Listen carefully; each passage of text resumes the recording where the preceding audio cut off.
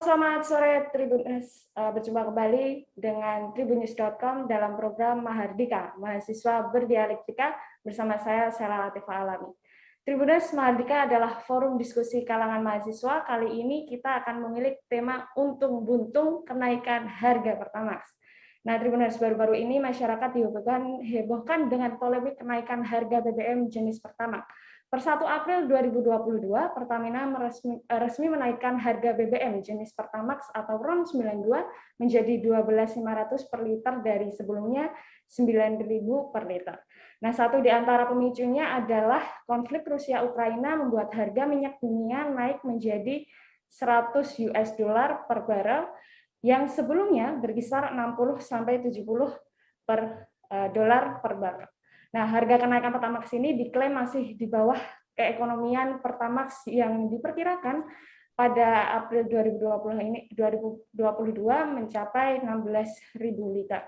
16.000 per liter. Nah, padahal di satu sisi ini, tujuan kenaikan harga Pertamax ini untuk meringankan beban keuangan Pertamina sendiri. Lantas, apakah menaikkan harga Pertamax merupakan langkah yang tepat bagi Pertamina sendiri maupun masyarakat? Untuk membahasnya sudah bergabung di forum kita dengan 3 narasumber, mungkin salah satunya ada yang belum hadir, nanti akan menyusul. Saya akan menyapanya terlebih dahulu. Telah hadir pakar senior ekonomi, Bapak Dr. Insinyur Rizal Ramli, yang juga dulunya mantan Menko Maritim di era Jokowi periode pertama. Selamat sore Pak Rizal Ramli, Assalamualaikum. Selamat sore Zela. Selamat sore Pak Rizal. Semua kawan-kawan, termasuk Zaki. Baik, selamat sore Pak Reza. Pak Reza, kabarnya baik ya? Sehat? Sehat. Saya sehat terus. Yang nggak sehat nih Republik. Oh iya, sehat. Alhamdulillah. Baik. Ya. Yang kedua ada Mas Zaki Nugraha, selaku Sekjen DPP IMM. Selamat sore Mas Zaki. Assalamualaikum. Waalaikumsalam warahmatullahi wabarakatuh. Selamat sore juga Mbak. Selamat sore juga Bang Rizal. Selamat sore. Baik. Sehat ya Mas Zaki ya? Alhamdulillah. Alhamdulillah. Baik. Untuk berdiskusi lebih lanjut di Tribunnews, mungkin akan saya gambarkan sedikit, akan saya putarkan nih untuk video cuplikan dari kenaikan Pertamax begitu. Untuk mungkin dari bisa dilihatkan untuk video Pertamax ini.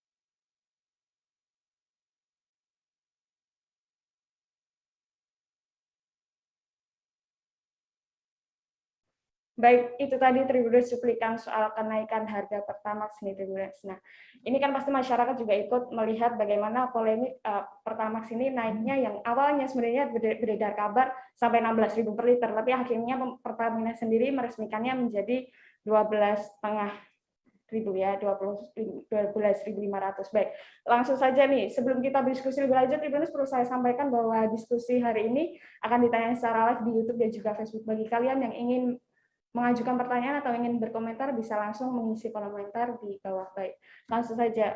Saya akan menanyakan ke Pak Rizal Ramli dulu, mungkin akan meminta tanggapannya nih. Pak Rizal Ramli, ini kan Pertamina akhirnya menaikkan harga Pertamax-nya menjadi 12.500 sampai 13.000 per liternya, tergantung dari daerahnya. Dari sebelumnya Pertamax ini hanya 9.000 per liter. Satu di antara pemicunya kan adalah konflik Rusia dan Ukraina nih Pak Rizal, membuat harga minyak dunia naik menjadi 100 US dollar per barel begitu.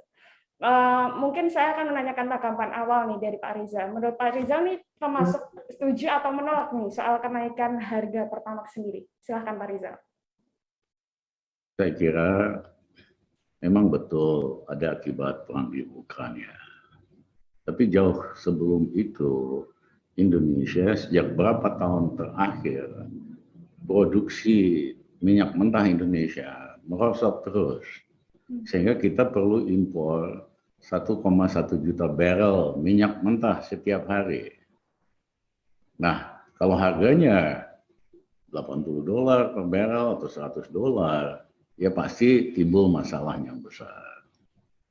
Ya, jadi saya ingin garis bawahi perang Ukraina itu top up, memicu. Tapi sebetulnya tanpa itu, sektor migas kita udah lama memleh, makin lama makin anjlok produksinya, sehingga kita mesti import 1,1 juta barrel per hari.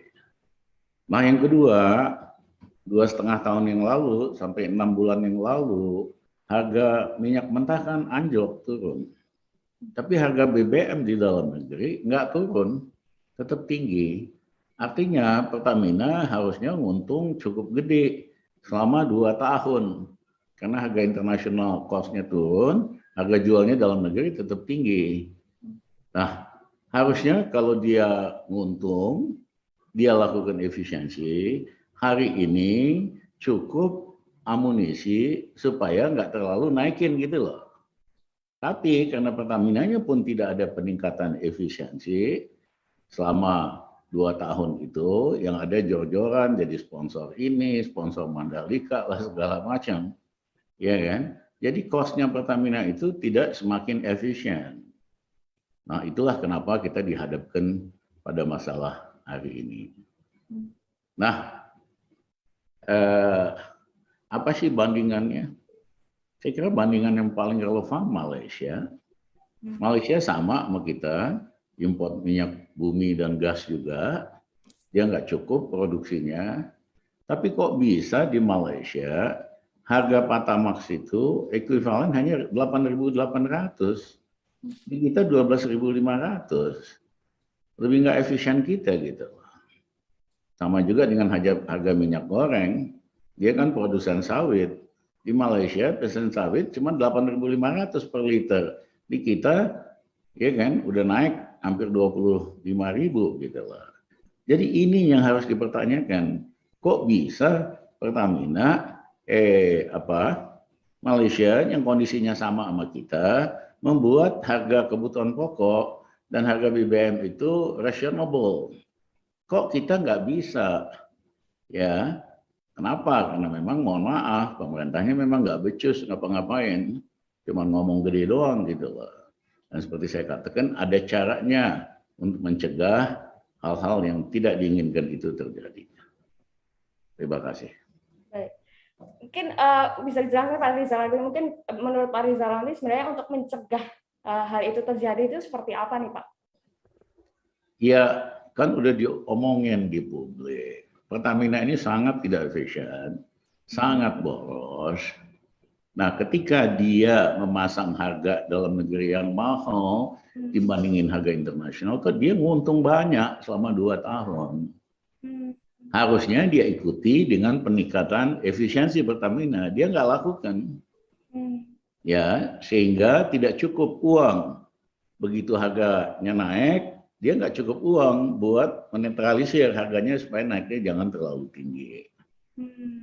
Ya kan? Ini kan si Ahok kan memang tukang ngomong gede kan. Efisiensi mana ya kagak ada gitu. Nah, jadi yang kedua adalah fakta bahwa produksi migas Indonesia sudah merosot sejak 7 tahun, 8 tahun yang lalu. Harusnya dibikin kebijakan dan insentif sehingga perusahaan minyak bumi dan gas dari dalam luar negeri semangat untuk meningkatkan eksplorasi, meningkatkan eksploitasi. Karena cadangan BBM Indonesia di bawah tanah itu masih besar. Tetapi karena eksplorasi nyaris kecil sekali selama beberapa tahun terakhir, karena nggak ada insentif, ini yang kita harus selesaikan. Kita harus ubah kebijakan migas kita, berikan insentif untuk para kontraktor semangat melakukan eksplorasi dan peningkatan produksi, sehingga di masa datang kita nggak mengulangi kesalahan yang sama. Gitu. Baik. Terima kasih. Baik, berarti memang menurut Pak Rizal Ramli harusnya ada intensif ya Pak ya, sehingga dari ada peningkatan produksi sendiri begitu. Baik, saya akan ke Mas. Dulu kan Mbak, zaman dulu itu produksi minyak mentah Indonesia satu hari 1,8 juta barrel per hari. Baik. Hari ini cuma 800.000, Hmm. turun 1 juta, dan nggak ada kebijakan yang membalikkan ini. Baik. Iya kan? Kalau canggih kan harusnya disusun dong kebijakan supaya ada insentif orang meningkatkan eksplorasi. Nah, akibat kalau kita kaget-kagetan, kaget tiba-tiba pikir antisipatif ke depan apa yang bakal masalah yang dilakukan. Baik. Ini sudah hadir bersama kita narsum yang satunya, Mas Arjuna Putra Aldino. Selamat sore, Mas Arjuna. Selamat sore, Mbak. Sehat ya, Mas ya? Ya. Baik, sudah sehat ya, Mas ya? Sehat, Mbak. Ya, terima kasih sudah bergabung ya. Mungkin akan saya lanjutkan untuk pertanyaan ke Mas Zaki. Mas Zaki, mungkin saya akan menanyakan pendapat dari Mas Zaki ini dari sisi pengamat sebagai sisi pengamat dari masyarakat. Sebenarnya kenaikan Pertamax begitu. Menurut Mas Zaki ini, Mas Zaki termasuk yang setuju atau menolak nih soal kenaikan Pertamax yang awalnya dari 9.000 menjadi 12.500? Ya Mbak, saya kira barusan sudah dijelaskan fakta-fakta bahwa kemudian seharusnya kalaupun ada kenaikan tidak cenderung signifikan terlalu jauh. Karena juga dengan keuntungan yang kemudian diperoleh oleh Pertamina di tahun 2020 itu harusnya mencoba untuk memperbaiki kejadian yang hari ini terjadi. Maka kemudian yang justru sangat disayangkan ini, momentum yang hadir kenaikan ini di tengah-tengah sukacita kita khususnya umat muslim yang sedang ingin bergembira menyambut Ramadan. Tapi justru ibu-ibu saya kira bapak-bapak dengan melihat anjloknya naiknya BBM ini mikir kembali gitu, yang tadinya bahagia agak ngitung-ngitung lagi kan untuk di dapurnya gimana untuk masaknya kan.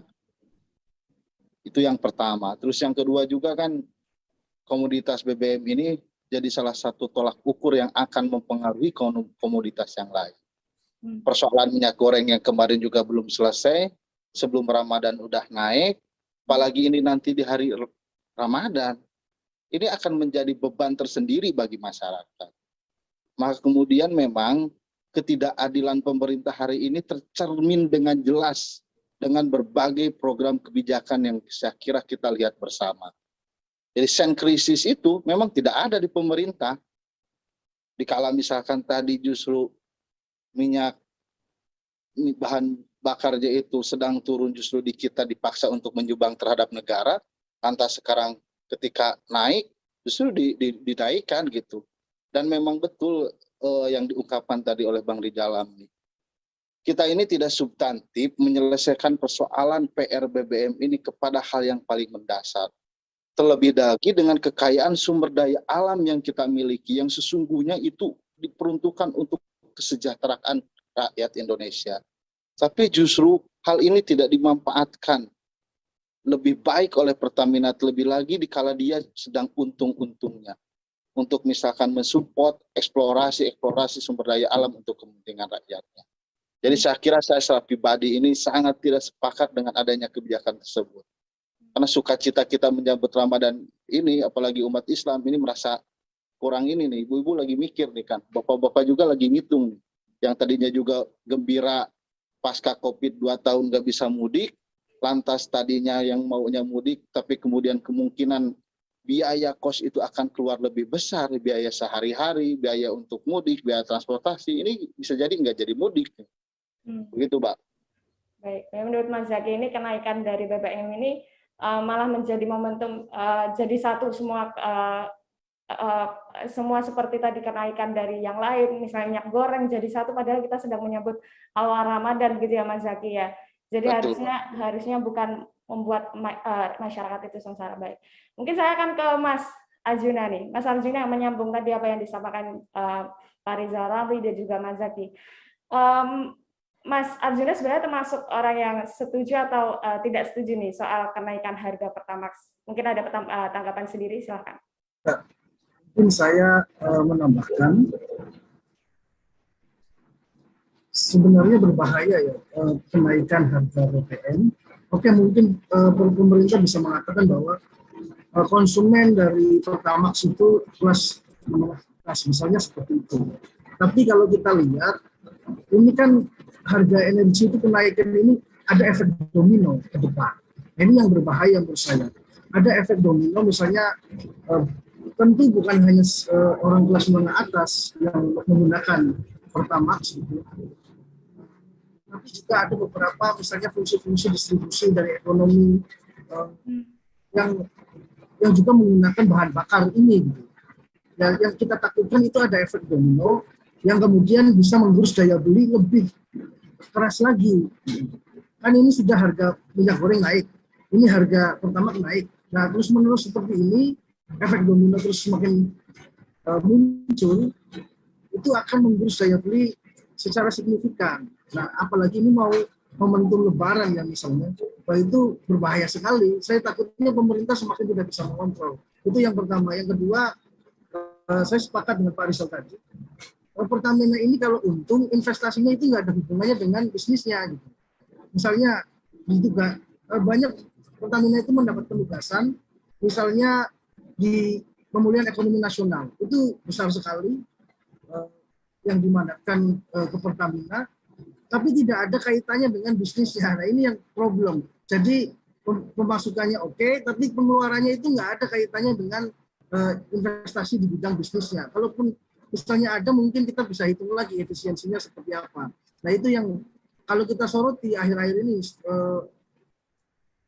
pas COVID ini ya, itu misalnya Pertamina dibebankan untuk pemulihan ekonomi nasional.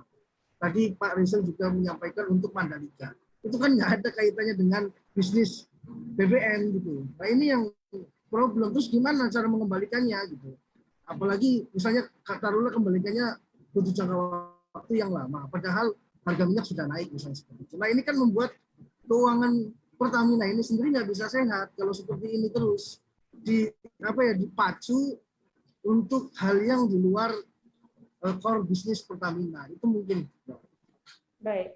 Mungkin saya akan ke Pak Rizal ini lagi. Untuk harga baru Pertamax ini kan juga diklaim masih di bawah keekonomian Pertamax ya Pak ya. Secara per April ini diperkirakan sampai 16.000 per liter gitu. Padahal di satu sisi harga Pertamax ini dinaikkan dengan alasan nih tujuan untuk meringankan beban keuangan Pertamina sendiri. Tapi salah satu juga Pertamina ini menaikkan dari 9.000 menjadi 12.500. Menurut Pak Rizal ini ketika menaikkan harganya, tapi harganya tidak banyak begitu. Sama saja tujuannya meringankan beban, tapi menurut beberapa orang bebannya tidak terkurangi cukup banyak gitu. Menurut Pak Rizal Ramli sebenarnya Pertamina ini langkahnya tepat nggak sih Pak? Apakah ini sama saja Pertamina ini menjual ruginya Pertamax sendiri? Jadi kalau berdasarkan hitungan-hitungan, harga Pertamina itu sekitar 16.000 Pertamax. Kalau dia jual lebih murah, sebetulnya dia masih merugi. Tapi perlu catatan, kenapa sih harga jualnya keekonomiannya sampai 16.000? Berarti banyak inefisiensi di cost-nya. Kalau dia efisien, hanya fokus di bidang bisnis core bisnisnya, Ardina katakan tadi, ya kan, nggak cawe-cawe jadi sponsor ini, sponsor itu, dia malah lebih sehat keuangannya, sehingga harga keekonomiannya itu barangkali cukup 12.000 gitu. Nah, bandingannya sama Malaysia aja lah. Malaysia patok harga BBM itu 8.800 per liter, kita 12.500. Itu kan hampir 4.000 selisihnya. Itu kan nunjukin Pertamina yang tidak efisien. Ya, nah pemerintah Malaysia juga tegas, kita nggak mau naikin terlalu mahal karena nanti dampaknya terhadap transportasi umum, terhadap biaya pengiriman barang tinggi. Jadi kita pertahankan di harga sekitar 8.800. Nah, harusnya kan pemerintah juga mikir gitu. Karena hari ini misalnya solar, kebanyakan nggak ada. Boleh beli hanya 100.000. Nah, yang pakai solar ini kan sopir truk, sopir bus, yang semalam sebelumnya udah mengendarai 12 jam. Capeknya luar biasa tuh, sepanjang Jawa. Tiba-tiba harus ngantri cuma buat dapat 100.000. Yang ada nanti harga pengiriman barang akan melonjak tinggi sekali. Jadi saya mohon maaf, cara penyelesaiannya ini terpecah-pecah, parsial, dan tidak melihat kalau barang-barang ini naik harganya, itu akan memicu kenaikan harga barang-barang yang lain. Ya kan? Dan pemerintah banyak cara lah untuk bisa melakukan stabilisasi. Kalau pemerintah di Malaysia aja bisa, emang pejabat kita on semua, iya kan? Bisa dong. Itu, terima kasih. Baik, terima kasih Pak Rizal. Nyambung nih Mas Zaki tadi apa yang disampaikan Pak Rizal ini soal sebenarnya kita bisa menekok dari negara Malaysia. Satu sisi juga Pak Rizal sempat menyampaikan bahwa seharusnya dari internal Pertamina sendiri bisa diperbaiki nih, bukan hanya sekedar menyebar dananya untuk sponsorship katanya. Mas Zaki mungkin bisa memberikan tanggapannya, apakah setuju dengan statement Pak Rizal? Iya, saya kira setuju apa yang kemudian disampaikan, dan juga ingin menambahkan bahwa ada persoalan tambahan. Ketika pada akhirnya yang hari-hari ini mengkonsumsi sebelum kenaikan itu Pertamax, memakai Pertamax, saya kira nanti ada migrasi ke Pertalite, yang itu bakal menjadi beban APBN tersendiri, dan itu juga bakal persoalan tersendiri. Jadi saya kira memang perlu ada upaya perbaikan di internal pemerintahan hari ini untuk menunjuk orang-orang yang tepat yang mampu memberikan solusi terbaik bagi rakyat. Karena kondisi hari ini masyarakat tidak sedang baik-baik saja. Apalagi misalkan UMP yang diperjuangkan buruh nggak naik signifikan, sedangkan hari ini kebutuhan pokok sehari-hari semakin hari semakin naik kan. Baik. Dan menurut Mas Zaki sendiri sebenarnya untuk dampak untuk kenaikan harga Pertamax ini akan berdampak kemana saja nih Mas Zaki? Jelas bakal ada ke komunitas-komunitas bahan sembako yang lainnya, Pak. Dan ini yang kemudian misalkan perlu dipikirkan oleh kita bersama bahwa Pertamina ini harus kembali memegang paradigma yang menjadi landasan yang diberikan oleh Panding Padar kita. Bahwa seluruh sumber daya alam yang berkaitan dengan hajat hidup orang banyak harus dikuasai oleh negara. Nah, ini yang harus dipegang teguh, dan memang kemudian efisiensi yang dilakukan oleh Pertamina ini harus berjalan lurus dengan bisnis yang mereka pegang. Terutama hal tersebut, eksplorasi berkenaan dengan sumber daya alam. Sehingga di kemudian hari tidak lagi ada persoalan yang kemudian akan terjadi seperti sekarang. Betul, Mbak. Baik, berarti solusinya harusnya ada eksplorasi ya Mas Zaki ya, melihat bahwa sebenarnya sumber daya alam di Indonesia ini cukup banyak begitu untuk mengantisipasi kenaikan harga Pertamax itu tadi. Baik, saya ke Mas Arjuna, melihat tadi apa yang saya sampaikan, sebenarnya Pertamina ini menaikkan harganya menjadi Pertamax dinaikkan menjadi 12,5 gitu. Sebenarnya kalau dilihat tetap merugi nih. Menurut Pak Rizal Ramli juga melihatnya tetap merugi nih Pertamina. Berarti menurut Mas Arjuna ini langkah yang tepat nggak sih bagi Pertamina nih? Padahal sama saja dia menjual rugi Pertamax begitu. Ya, kalau sama saja, terus yang mau diselamatkan apa? Kan kita pusing juga. Kalau misalnya menaikkan harga, terus alasannya menyelamatkan keuangan Pertamina, is oke lah. Tapi nggak ada yang diselamatkan apa-apa, tapi ada efek domino, kan? Itu merugikan sekali. Kalau efek dominonya misalnya, oke, tadi seperti Bung Saki bilang misalnya, bagaimana dengan konsumen Pertalite, konsumen Pertamax yang berpindah ke Pertalite? Nah, terus gimana pengawasan pemerintah? Kan itu tidak mungkin ada pengawasan. Dan itu dibebankan nanti kepada rakyat kecil. Nah itu, subsidi Pertalite kan itu sebenarnya subsidi untuk rakyat kecil. Nah ini untuk nanti untuk mensubsidi orang-orang yang punya mobil mewah. Bagaimana cara mengawasinya? Nah ini kan justru nanti kemudian masalahnya merembet kemana-mana. Nah ini yang menurut saya harusnya lebih ada solusi lain lah selain menaikkan harga Pertamax itu sendiri. Karena memang situasinya lagi nggak tepat, dan efek domino ini berbahaya untuk masyarakat, terutama masyarakat kecil. Baik, berarti ada berbagai dampak dari Pertamax ini dinaikkan. Menyambung Pak Rizal Ramli, apa yang disampaikan tadi Mas Zaki dan juga Mas Arjuna, bahwa kenaikan harga Pertamax ini bisa memicu dari misalnya pengguna Pertamax akhirnya pindah nih ke Pertalite. Menurut Pak Rizal Ramli gimana? Ya, memang nggak bisa dihindari karena Pertalite ini kan lebih murah. Yang kedua memang dimaksudkan untuk konsumen golongan menengah bawah. Ya, misalnya motor dan lain-lain. Jadi tidak bisa dihindari, konsumen pasti rame-rame pindah ke Pertalite. Nah, sementara Pak Tamax sendiri harganya tanggung gitu. Kalau segitu nguntungin kagak, malah cuma menimbulkan masalah. Jadi coba dijelaskan siapa sih konsumen Pak Tamax itu. Kalau memang menengah atas, ya udah naikin. Iya kan? Dengan syarat harus ada agenda peningkatan efisiensi Pertamina dalam 6 bulan atau 1 tahun. Itu biasa aja itu. Dulu setiap kali kita mau minjem sama IMF, mau minjem uang dari luar, mereka selalu kasih syarat-syarat atau conditionalities. Oke, dikasih pinjamannya, cuman lakukan ini buat ningkatin efisiensi, lakukan ini. Nah, pemerintah juga dalam mengelola Pertamina nggak bisa semua maunya Pertamina diikutin. Harus ada benchmark, indikator, peningkatan efisiensi, ya, dan peningkatan eksplorasi. Baru dikasih. Jangan hari ini belum apa-apa, udah semua disepakatin sama DPR. DPR-nya kurang canggih amat gitu loh, ya kan? Biasa toh, you mau dapat subsidi negara harus ada perbaikan di dalam efisiensi. Indikatornya apa? Gini-gini dan sebagainya. Baik. Kalau melihat sebenarnya kalau dipatok harga, pertama saya dipatok harga yang di tengah-tengah gitu. Kalau dibilang mengurangi beban juga tidak, kalau malah menambah membebani menurut Pak Rizal Ramli. Sebenarnya kalau melihat dari harga yang sudah dipatok 12.500, menurut Pak Rizal Ramli ini ke depannya akhirnya Pertamina akan menaikkan kembali nggak sih, Pak?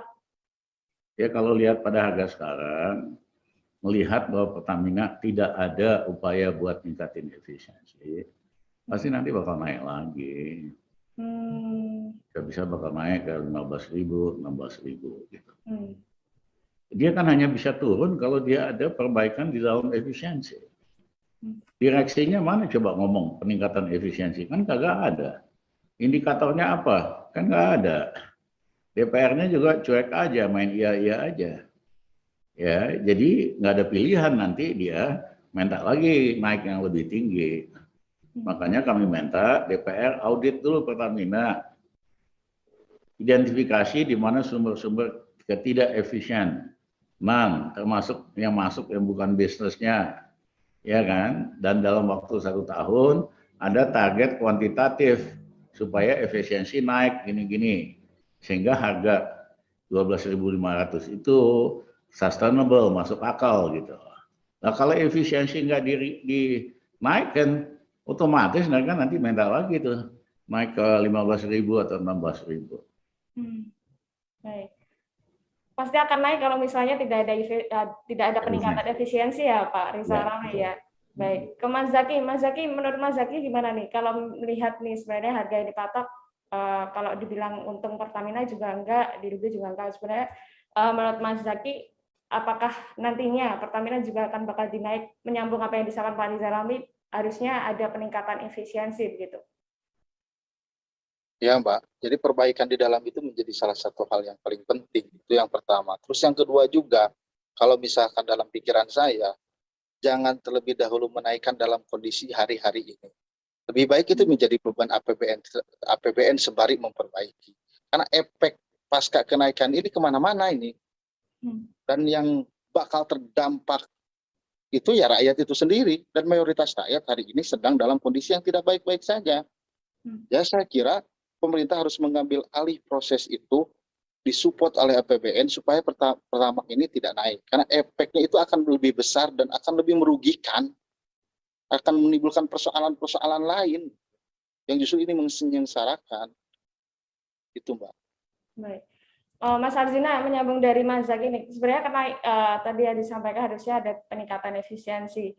Tapi di satu sisi kalau Mas Arzina melihat untuk kenaikan harga BBM yang dipatok di tengah-tengah begitu harganya. Apakah ini hanya sebagai langkah ayam-ayam nih dari pemerintah kepada masyarakat di tengah momentum semua semua terjadi kenaikan, entah itu minyak goreng atau bahan pangan lainnya? Saya belum begitu tahu ya penjelasan pemerintah seperti apa tentang kenaikan ini. Tapi memang pemerintah menyampaikan bahwa kenaikan ini untuk menyelamatkan keuangan Pertamina yang Nah memang betul, harusnya yang rugi itu kemudian diaudit. Kenapa jadi rugi? Kan logikanya seperti itu. Apalagi kita tahu bahwa industri migas di seluruh dunia manapun itu indeks transparansinya sangat rendah. Baik misalnya tata kelola, misalnya mekanisme tender, distribusi, pembangunan kilang, itu semuanya sangat rendah transparansinya. Banyak hal-hal yang tidak transparan. Dan kita tahu sendiri bahwa ya dari masa lalu ya Pertamina ini kan selalu dijadikan sapi perah oleh penguasa. Kan itu sudah rahasia lah, para aktivis pun pasti tahu kalau Pertamina ini misalnya di bawah Ibu Sutowo misalnya dijadikan sapi perah oleh para penguasa untuk menjalankan kekuasaannya. Itu yang seperti itu yang sebenarnya tidak boleh lagi terjadi. Kalau kita memang ingin benar-benar menjadikan BUMN itu sebagai seperti visinya Pak Menteri BUMN lah, biar nggak jadi kata-kata saja, kan akhlak misalnya. Baik, berarti harusnya semua dari internal Pertamina menurut para narasumbernya harusnya diaudit begitu. Baik itu dari dukungan dari DPR sendiri untuk mengauditnya. Mungkin saya akan bacakan salah satu komentar dari warganet nih. Dari Denny Anggun, semua harga minyak naik, tetapi mengapa kenaikan gaji UMR masih Rp35.000, makin terbebani rakyat? Mungkin saya akan meminta tanggapan dari Pak Rizal Ramli nih, dari keluhan warga melihat bahwa harga minyak naik tapi gaji tidak naik. Menurut Pak Rizal Ramli seperti apa nih? Sheila, tadi saya pagi-pagi ke Pasar Induk Kramat Jati. Satu, dibandingkan dengan 3 tahun yang lalu, Pasar Induk tuh sepi. Padahal udah mau Lebaran kan, biasanya yang belanja banyak. Gitu. Yang kedua, hampir semua yang belanja mengeluh tentang kenaikan harga. Minyak goreng, gula, gandum, dan lain-lainnya. Sementara dari yang jual mengeluh, yang belanja nggak sebanyak waktu dulu, kurang dari setengahnya. Jadi daya beli rakyat kita betul-betul udah kepukul. Secara bercanda, saya tanya sama ibu-ibu, Mbak, bujukin aja dong suaminya supaya nambah uang belanjanya. Dia bilang, nggak bisa Pak Ramli, ini juga udah pas-pasan. Suami kita kan pegawai. Ya. Nah, di banyak negara, cara untuk memicu pemulihan ekonomi cepat adalah justru dengan dinaikkan upah. Ya, misalnya waktu saya jadi Menko, ekonomi itu minus 3,5%. 21 bulan kami naikin 4,5%, total 7,5%. Caranya gimana? Kita pompa daya beli yang menengah bawah. Gaji pegawai negeri, ABRI, sipil, pensiunan, kita naikkan 125%, belum pernah dalam sejarah Indonesia. Kenapa? Kalau mereka pegawai negeri yang jujur, pensiunan yang jujur, dia memang nggak punya uang gara-gara krisis 98. Jadi begitu gajinya dinaikin 125%, dia belanja. Akhirnya sektor retail hidup, ekonomi hidup. Gitu. Jadi lihat logikanya ini. Kita pompa daya beli orang bawah, karena begitu dikasih uang, pasti dia belanjain. Sektor retail hidup, akhirnya ekonominya hidup. Nah, tetapi pola berpikir ekonom pemerintah ini sangat konservatif. Dia justru satu, ya kan, dia rendahin kenaikan upah dengan alasan apa? Industri nggak sanggup bayar. Sebetulnya pernyataan itu pernyataan gelondongan. Ada industri yang bisa bayar kok, ada yang nggak bayar. Yang nggak bayar ya dikecualikan. Ya, jadi rumusnya beda. Pompa dulu daya beli, otomatis sektor retail hidup, ekonominya pulih, pertumbuhan itu bisa naik 6,5%, baru asing datang. Nah kalau ini kan kita kebalik, asing datang investor, kagak ada yang datang kecuali di sektor pertambangan. Ya, kenapa? Ngapain dia masuk ekonomi Indonesia yang pertumbuhan ekonominya cuma 4%, 5%? Ngapain? Ke Filipina aja 6,5%, ke Korea aja 7%. Jadi kita salah kaprah, ilmunya kebalik. Naikin dulu daya beli, termasuk dengan naikin gaji, otomatis begitu daya beli naik, ekonomi sektor ininya pulih, ya. Nah kalau hari ini kebalik, pengusaha kecil pajaknya dinaikin, pajak PPN 11%. Di negara lain justru dalam krisis ekonomi pajak itu dikurangi, bukan 11%, kalau perlu 5%, kalau perlu 0, supaya rakyat punya daya beli. Itu loh kebalik logikanya. Nah jelas rumus model pemulihan ekonomi ini dari dulu nggak pernah berhasil. Ya, sejak COVID pun nggak pernah berhasil ngangkat ekonomi Indonesia di atas 6%. Ya, Amerika aja kan dia pompa daya beli. Boris Johnson dia pompa daya beli golongan menengah bawah supaya hidup, baru ekonominya pulih. Baru you ngomong investasi akan datang. Kan kalau ekonominya tumbuh 7%, investasi akan datang dengan sendirinya. Ini enggak, pidato bolak-balik, invest in my country, kagak ada yang datang kecuali di sektor pertambangan. Ya, jadi selama kita pakai rumus yang salah ini, ya nggak akan ada kemajuan yang berarti di dalam pemulihan ekonomi. Karena Sheila, 2 tahun terakhir gara-gara COVID kan permintaan itu dipres. Permintaan itu anjlok kan. Nah sekarang kan COVID udah berkurang, waktunya buat ekonomi pulih gitu loh. Tetapi karena pemulihan ekonomi akan diperlambat oleh kebijakan ekonomi yang nggak pro rakyat. Majakin rakyat kecil, naikin BBM, naikin apa segala. Jadi yang tadinya rakyat udah siap-siap mau pulih, mundur lagi. Itulah tragedi yang terjadi hari ini. Terima kasih. Dan udah Pak Rizal harusnya jangan kebalik ya Pak, harusnya kenaikan daya belinya dulu yang dinaikin, baru yang lainnya misalnya BBM disesuaikan begitu.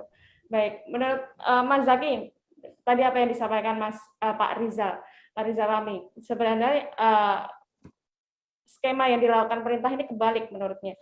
Ada harusnya kenaikan daya beli ini harusnya dinaikkan terlebih dahulu, baru ada penyesuaian, misalnya kenaikan harga BBM dan sebagainya. Menurut Mas Zaki gimana nih? Ya, betul, Mbak, begitu adanya. Apalagi misalkan selain BBM kan sekarang naik juga PPN 11% kan. Ini memang kebijakan hari ini justru jelas, apalagi misalkan tadi warganet yang kemudian menanyakan tersebut. Ini kan dampaknya terasa langsung, terasa gitu dan nyata gitu. Bahwa kemudian hari-hari ini memang saya kira perlu ada kesadaran bagi kita semua untuk mengingatkan pemerintah hari ini. Ada banyak kebijakan yang kemudian justru tidak memberikan ruang untuk kebangkitan ekonomi, justru malah memberikan kesengsaraan bagi rakyat. Terima kasih, Pak. Baik, terima kasih. Ke Mas Arjuna, melihat apa yang disampaikan Pak Rizal dan juga Mas Zaki. Mas Arjuna termasuk setuju nggak sih kalau misalnya kenaikan gaji UMR atau pemerintah menetapkan gaji UMR lebih naik lagi gitu, apakah akan menjadi antisipasi untuk kenaikan harga BBM yang sudah terjadi nih? Ya, kalau logika ekonomi normalnya memang harus naik gaji UMR itu, karena semuanya sudah naik. Misalnya minyak goreng sudah naik, ini Pertamax sudah naik. Nanti kan ada efek domino ke depan, barang-barang lain juga naik, apalagi mendekati Lebaran. Yang kedua yang saya mau bahas di sini, nah ini berbahaya nih, nanti pemerintah akan, nah ini saya nggak tahu nih, mungkin kita perlu diskusikan juga di sini. Ini banyak nanti akan beralih ke Pertalite. Nah persoalannya stok Pertalite-nya siap nggak? Nah ini jangan-jangan impor lagi. Nah ini repot nih kalau semuanya seperti ini. Nah ini ibarat kalau sudah penyakit sudah menjalar kemana-mana, nanti wah ini semuanya akan susah ditanggulangi. Nah, kalau nanti konsumsi Pertalite itu meningkat, stoknya siap nggak? Kan asumsinya kan konsumsinya seperti yang lalu misalnya. Padahal enggak kan, ini nanti akan ada peralihan ke Pertalite, nah nanti impor lagi, nah ini nanti jebol lagi APBN. Kan itu seperti yang harus diantisipasi, karena ini kebijakan ini nggak main-main, ini dampaknya kemana-mana. Nah kalau misalnya hanya sekedar untuk menyelamatkan keuangan Pertamina, ini nanti oke Pertamina selamat, tapi masyarakat nggak selamat kan kita sulit juga. Baik. Jadi ini kembali lagi malah mengarah, takutnya dikhawatirkan malah stok Pertalite ini menjadi langka. Pak Rizal Ramli, kalau melihat kekhawatiran sebenarnya kekhawatiran ini juga ada di tengah masyarakat ketika nanti takutnya beberapa pengguna Pertamax ini akhirnya beralih ke Pertalite. Untuk apa yang harus menjadi perhatian pemerintah nih, Pak Rizal Ramli, akan kekhawatiran masyarakat ketika pengguna ini akhirnya beralih ke Pertalite yang akhirnya takutnya terjadi kelangkaan begitu, Pak Rizal Ramli? Ya tentu setiap pilihan kebijakan ada efek langsung nggak langsungnya. Pejabat publik yang canggih, dia udah bisa menghitung, memperkirakan semua. Misalnya taruhlah gara-gara ini permintaan terhadap Pertalite naik 20% dan sebagainya. Dia ambil langkah-langkah gitu. Nah, pertanyaannya banyak kebijakan ini nggak pernah dibahas di depan umum. Ya, rakyat di tengah gelap, tiba-tiba hilang ini, hilang itu, panik. Nah, begitu panik, terjadi apa yang disebut sebagai panic buying. Dia benar-benar panik, dia ngantri, dia akhirnya malah masalah jadi ribet gitu. Tapi kalau dari awal pemerintah itu transparan, kita mau naikin harga ini segini, perkiraan kita Pertalite permintaannya akan segini, caranya gini, pasokannya kita tambahin, orang kan tenang, tidak ada panic purchases. Tapi kalau beginian nggak pernah jelas, ya kan, akan tercipta panic buying, panic purchases yang akhirnya memicu harganya lebih tinggi lagi. Sheila, terima kasih, saya masih ada acara lagi. Arjuna, Zaki, senang bisa kamu ketemu anak-anak muda. Terima kasih dan selamat siang. Ya, terima kasih Pak Rizal Ramli untuk sudah bergabung di Mahardika. Baik, saya akan langsung ke Mas Zaki. Mas Zaki, tadi yang disampaikan takutnya ada kelangkaan nih stok Pertalite-nya. Menurut Mas Zaki, sebenarnya ada apa yang harus menjadi perhatian pemerintah ini? Takutnya ada dampak-dampak lain dari kenaikan harga Pertamax ini. Seperti yang disampaikan Mas Arjuna, takutnya nanti malah stok Pertalite ini menjadi langka dan susah ditemukan di masyarakat. Makanya kemudian kalau misalkan dalam pikiran saya, Pak, ini perlu ditinjau kembali kebijakan. Perlu ditinjau kembali apakah efektif, efisien, karena kemudian hitung-hitungan kemungkinan kelangkaan Pertalite juga ataupun migrasi Pertalite itu kemungkinan bakal terjadi. Dan yang paling memang tidak menyenangkan bagi kita ini momentumnya nggak tepat. Ini efek dominonya ini dapat langsung dirasakan oleh masyarakat. Ini yang kemudian menjadi persoalan. Maka harapan besar ini memang harus ada pembenahan besar-besaran itu direksi Pertamina. Karena memang dilihat-lihat apalagi misalkan tahun 2020 itu untung, justru yang kemudian harusnya mempersiapkan kejadian untuk menjadi solusi di kejadian-kejadian minyak lagi tinggi, ini justru tidak jadi solusi juga keuntungan itu. Lantas justru misalkan tidak berkorelasi dengan bisnisnya kan. Import ini itulah, dan itu hanya ingin misalkan menyenangkan penguasa, bukan untuk misalkan menjaga kepentingan kita, terlebih lagi ketersediaan bahan bakar minyak ini, dan itu untuk kepentingan mayoritas masyarakat, begitu Pak.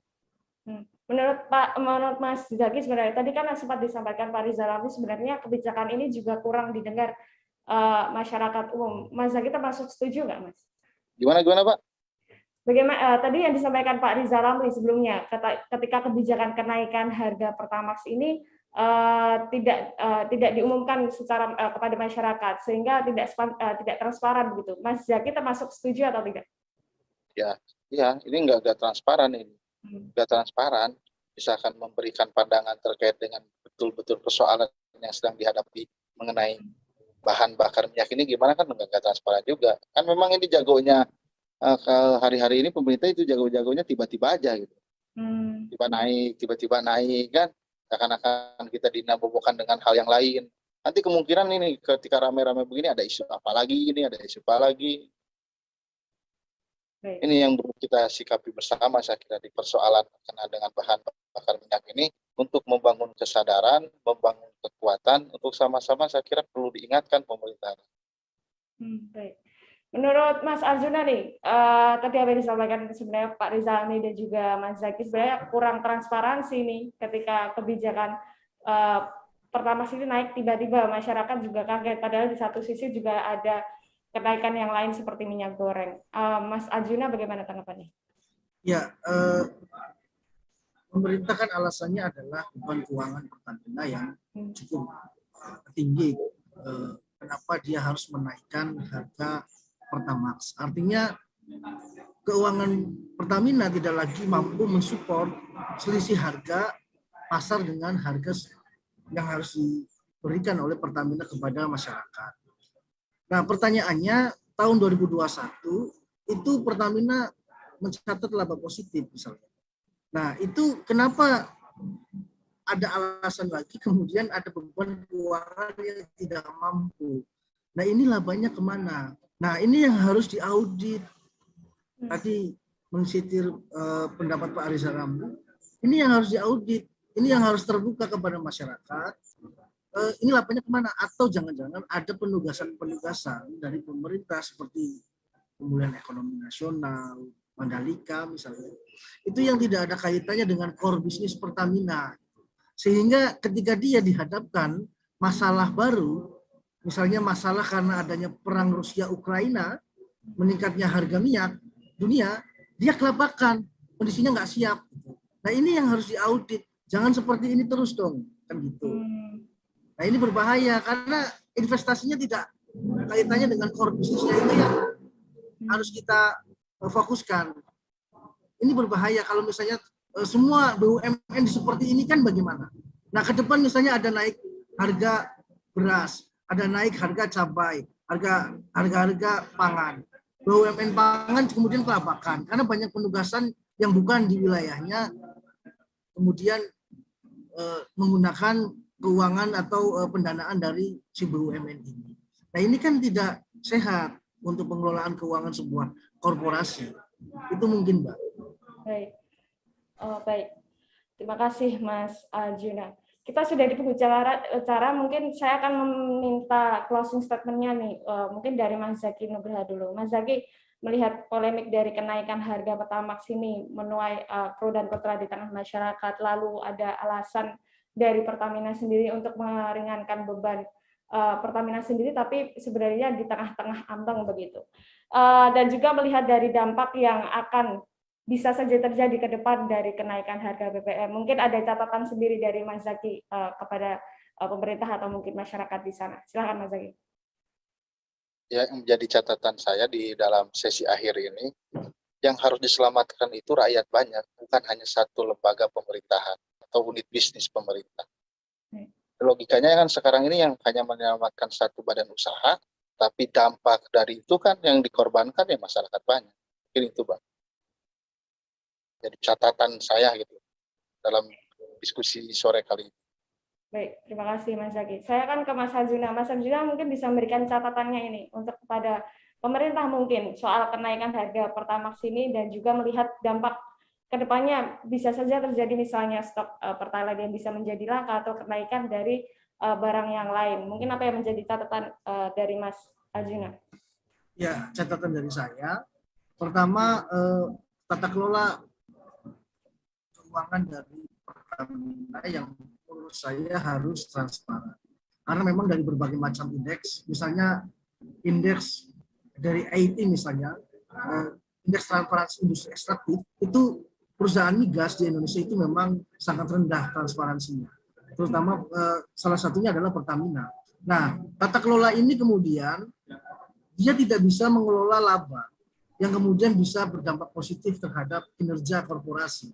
Nah, ini masalahnya adalah perusahaan negara yang menangani hajat hidup orang banyak. Nah, ini yang menjadi, kenapa ini penting? Kalau ini hanya perseroan terbatas swasta, mungkin kita tidak jadi diskusi panjang lebar di sini. Kenapa ini menjadi penting? Walaupun dia adalah sebuah korporasi bisnis, karena dia menangani hajat hidup orang banyak. Nah, ini yang menjadi catatan penting bahwa dia harus kinerjanya harus terukur dan transparan. dan terukur untuk rakyat. Itu yang menurut saya yang harus diingatkan kepada pemerintah bahwa ini harus terukur untuk rakyat.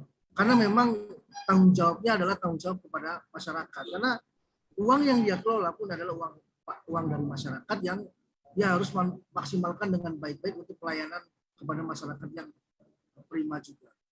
Mungkin itu, Mbak. Baik, terima kasih Mas Zaki dan Mas Arjuna. Baik, jadi ada catatan bagi pemerintah sebenarnya harusnya ada perbaikan tata kelola dalam internal Pertamina itu sendiri yang harusnya mengantisipasi agar harusnya tidak terjadi kenaikan harga Pertamax begitu. Dan jangan sampai juga ke depannya kesalahan yang ada yang sudah dilakukan jangan sampai terulang kembali oleh Pertamina sebagai penanggung jawab hajat hidup orang baik di sini BBM dan juga minyak. Baik, terima kasih Mas Zaki dan juga Mas Arjuna sudah menyempatkan waktunya di Mahardika sore hari ini. Terima kasih juga pada Pak Rizal Ramli yang sebelumnya sudah berpartisipasi kepada kita. Terima kasih Mas Zaki dan Mas Arjuna. Selamat sore. Terima kasih Mbak. Terima kasih. Sore, Mbak. Baik, itu tadi perbincangan kita sore hari ini Tribuners di Mahardika, mahasiswa berdialektika. Semoga obrolan tadi dan diskusi tadi bisa memberikan manfaat bagi kita semua. Jangan lupa untuk menyaksikan Mahardika di episode selanjutnya. Terima kasih atas perhatiannya. Saya Salatifah Alami dari Rapat Kerja yang Bertugas pamit undur diri. Sampai jumpa. Terima kasih sudah nonton. Jangan lupa like, subscribe, dan share ya.